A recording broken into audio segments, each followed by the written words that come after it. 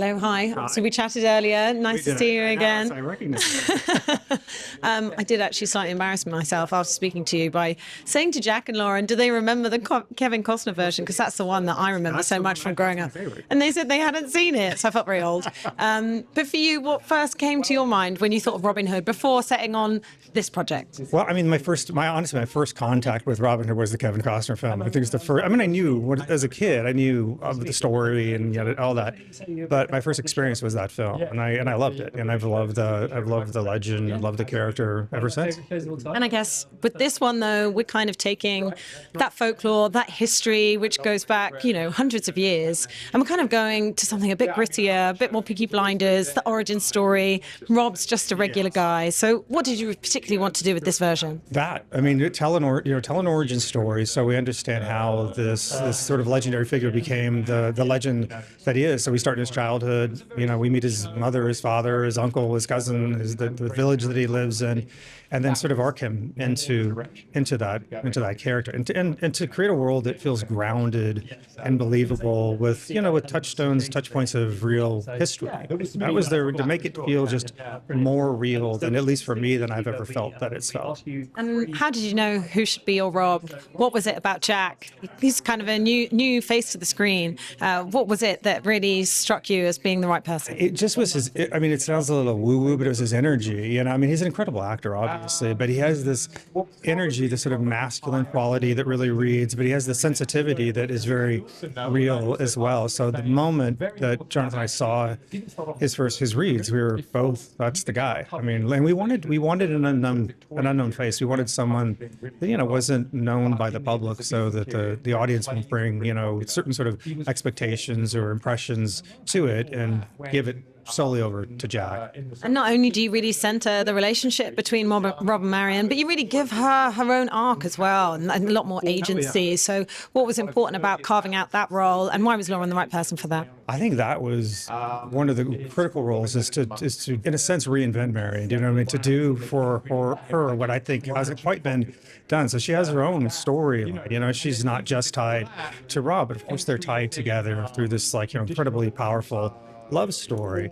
And I think with Lauren, it was the same thing. I mean, we saw her read, and it was just like, that's her. It was like that instant, and she's just an incredible actor. I mean, just absolutely wonderful actor. She can just ground Jack.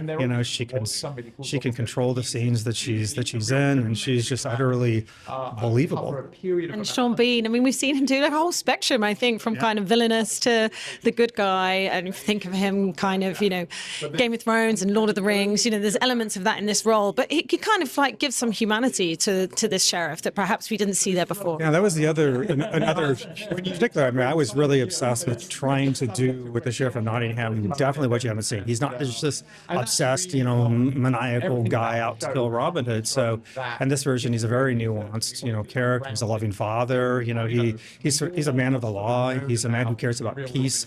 And so, what we're doing is telling that story too. That story of obsession, like what happened to this guy that made him so obsessed with Robin Hood. Connie Nielsen. I mean, I must have seen Gladiator 3 times in the cinema. So she'll forever probably be that character to me, but she's so great in this one as well. She's amazing. Yeah, no, Connie, I mean, both John and Connie were like our kind of wish list choices, but we wrote those roles to attract, actors of their caliber. We just didn't think we would get basically our first choice. I mean, so she's amazing. She's incredibly bright. She's read more books than I think Jonathan and I have read together on the time period, on Eleanor of Aquitaine. I mean, she's an amazing actor, and she's quite bright.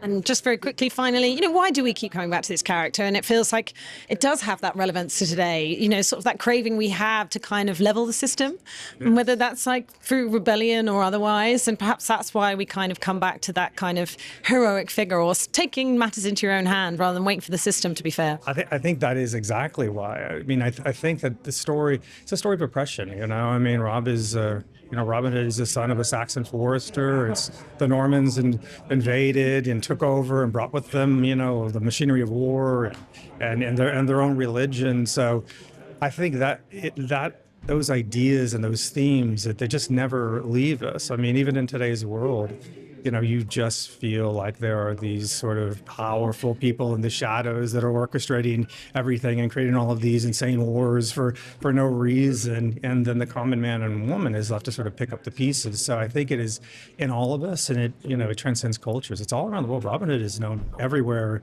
in the world. So I think it stays with us because it's true. Amazing. Well, huge congrats on the show. Really enjoy this moment and enjoy tonight. Thanks so much. Thank you so much. I'm excited to chat to you again.